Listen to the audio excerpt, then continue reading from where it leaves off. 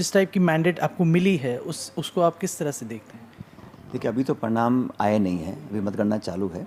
लेकिन ये बात सच है कि पिछले चुनावों में हमारे पास एक भी सीट नहीं थी और इस बार हम लगभग 12 सीटों पे हम बढ़त बनाए हुए हैं।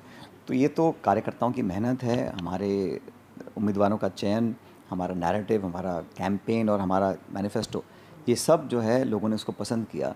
और कहीं न कहीं जो नई सरकार बनी है राजस्थान में बीजेपी की, वो भी कोई छाप नहीं छोड़ पाई जनता के बीच में। ये उसका साफ इंडिकेशन है, क्योंकि बीजेपी हमेशा ये डबल इंजन की बात करती है, तो वहाँ तो पूरा डबल इंजन काम कर रहे थे। लेकिन हम सब ने मिलकर मेहनत करी है और मुझे लगता है कई राज्यों में भाजपा का जो संख्या बल कम हुआ है, वो उनकी 10 साल की जो गवर्नेंस थी उसका भी लोगों ने आकलन किया है और एक स्पष्ट संदेश दिया है। अब कल इंडिया गठबंधन के अलायंस लीडर्स की मीटिंग होगी और तय किया जाएगा कि आगे क्या रणनीति अडॉप्ट करनी है। लेकिन अब तक का जो संदेश आया है, जो मैंने आकलन किया है, वो बीजेपी के शासन को लोगों ने पसंद नहीं किया। और चाहे वो बंगाल हो, चाहे उत्तर प्रदेश हो, चाहे हरियाणा हो, राजस्थान हो, हर जगह भाजपा का संख्या कम हुई है। तो इसकी भी जिम्मेदारी किसी न किसी को लेनी चाहिए, पहली बात। दूसरा, जिन मुद्दों को लेकर भाजपा ने चुनाव लड़ा था, वो हमेशा कुछ धर्म, जाति, मंदिर, मस्जिद, मंगलसूत्र, इस प्रकार की बातें हुई। हम लोग बात कर रहे थे महंगाई की, बेरोज़गारी की, युवाओं को अवसर देने की, अग्निवीर की, किसानों को एमएसपी देने की। तो हमारे मुद्दों को लोगों ने पसंद किया है और मैं धन्यवाद देना चाहता हूँ सभी कार्यकर्ताओं का, पूरे देशवासियों का। बहुत बहुत मैच्योरिटी लोगों ने दिखाई है अपना वोट डालकर।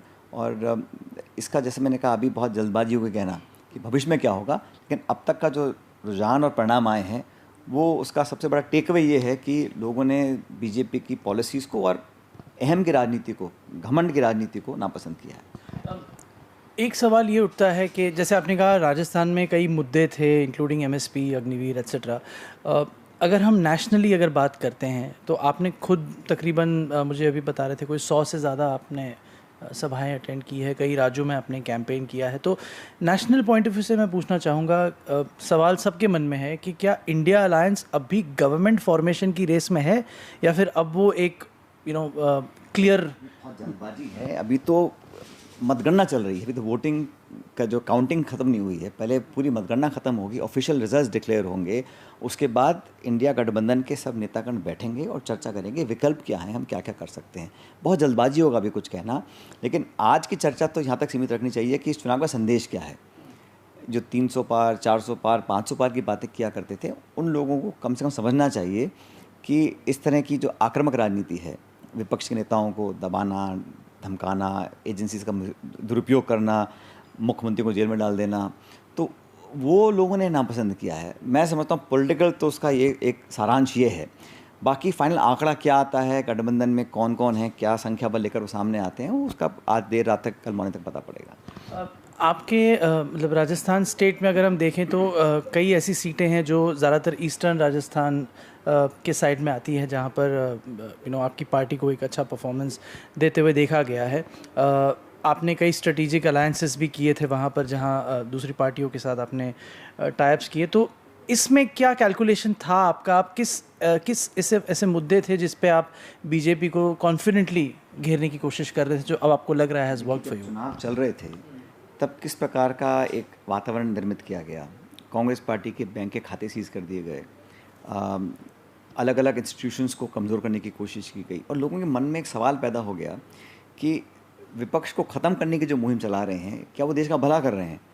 भाई, बहुमत की सरकार पहले भी थी, लेकिन विपक्ष को बिल्कुल नाउम्मीद कर देना, हताश कर देना, आक्रमण कर कर उनको केसेस डाल देना, छापे डाल देना, उनका चरित्र हनन कर देना, इस प्रकार की राजनीति को लोगों ने पसंद नहीं किया।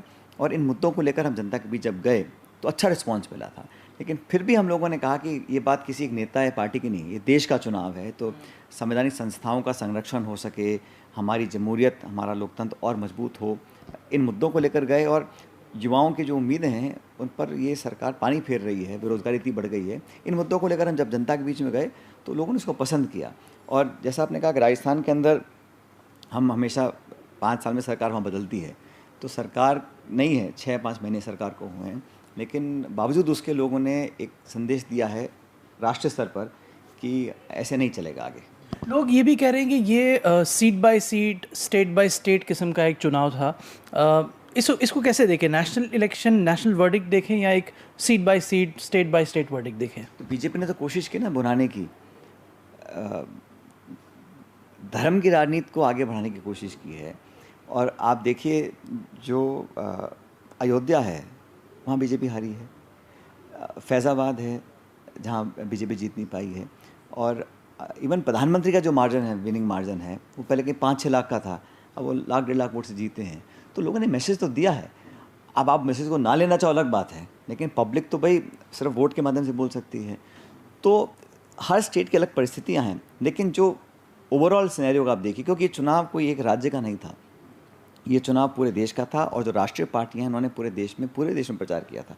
ऐसा नहीं है कि कोई नेता एक भौगोलिक क्षेत्र तक सीमित रहे, पूरे देश में चुनाव किया, वही भाषण दिए। और आजकल डिजिटल एज है, आप जो भाषण जम्मू में देते हैं उसको लोग मुंबई में सुनते हैं। तो पूरा कैंपेन नेशनल इलेक्शंस के ऊपर था। हर स्टेट में कुछ क्षेत्रीय दल भी हैं, उसका भी इम्पैक्ट पड़ा होगा, लेकिन ओवरऑल जो डिक्लाइन आया है बीजेपी के नंबर्स में, मुझे लगता है वो सबसे महत्वपूर्ण कहानी है इस पूरे 2024 के चुनाव की। बस 2 आखिरी सवाल। अभी टप्रधानमंत्री ने ट्वीट कर ये कहा है कि ये एक एनडीए के लिए बहुत बड़ा थर्ड हिस्टोरिक टर्म है, और उनका जो टोन और लैंग्वेज है वो एक तरह से विक्टर का है। आप इस पर क्या कहेंगे? देखिए, विक्टर और लूज़र की बात तो आएगी जब फाइनल आंकड़े आ जाएंगे, लेकिन मैं तो इस पूरे चुनाव का जो पॉलिटिकल मैसेज है उसको कोई चाह के भी नहीं झुटला सकता है। कि मैसेज ये है कि इंडिया अलायंस की विपक्ष की एकता को लोगों ने पसंद किया, हमारे उठाए मुद्दों को लोगों ने सराहा, एक्सेप्ट किया और वोट डाला है। बहुमत, आंकड़े, गठबंधन, सरकार का निर्माण, वो कल परसों की बातें हैं। आज का तो ये हमारा टेक अवे है कि हमने जिन इश्यूज़ को टेकअप किया, जिस मुद्दे को लेकर राहुल गांधी चले 4,500 किलोमीटर लोगों को जोड़ने के लिए, आपस में एक अपनापन पैदा करने के लिए, ज़मीनी मुद्दों को उठाने के लिए, उन मुद्दों को लोगों ने पसंद किया, उनके हमारे नेताओं के प्रचार को पसंद किया। और किसी एक व्यक्ति नहीं, पूरे संगठन ने मिलकर मेहनत करी, तभी हमारा लगभग दुगना आंकड़ा हो गया। जो हमारा 2019 में संख्या बल था उससे हम दुगना हो गया है। तो अब बीजेपी क्या करे नहीं करे उनके ऊपर है, लेकिन पॉलिटिक्स में पब्लिक के स्पष्ट मैसेज को भी अगर हम एक्सेप्ट नहीं करेंगे तो वो दुर्भाग्यपूर्ण रहेगा। कांग्रेस ऑर्गेनाइजेशनली इन रिजल्ट से क्या सीखे? अभी देखो, हम लोगों ने इम्प्रूव बहुत किया है, लेकिन जिन राज्यों में हम लंबे अरसे से पिछड़ रहे हैं वहाँ पर हम लगता है अब और दुगनी ऊर्जा के साथ हम काम करने की हमको संकल्प लेना चाहिए। जिन राज्यों में हम लोगों ने परफॉर्म अच्छा नहीं किया है वहाँ पर अब मैं तो उसको एक तरह से संभावनाओं के तौर पर देखता हूँ कि वहाँ बहुत स्कोप है काम करने का, उसको काम करेंगे।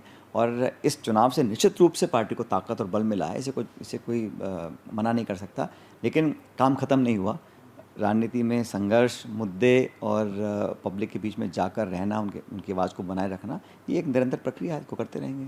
थैंक यू सो मच हमसे बात करने के लिए। तो ये थे सचिन पायलट। अंशुल वर्मा के साथ जुगल पुरोहित, नई दिल्ली से BBC हिंदी के लिए।